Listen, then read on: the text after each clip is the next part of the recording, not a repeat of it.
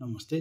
कुपोषण बेलैमा पत्ता लागोस्, कोही बच्चाहरूलाई दीर्घ रोगहरू रहेछ भने त्यसको बेलैमा समाधानहरू होस् भनेर हामीले हरेक उमेरको बच्चाहरूको लागि एउटा टार्गेट वेट दिएको हुन्छौँ। यदि तपाईँको बच्चा यो वेटभन्दा कम छ भने जचाउनुपर्छ भनिरहेको हुन्छौँ।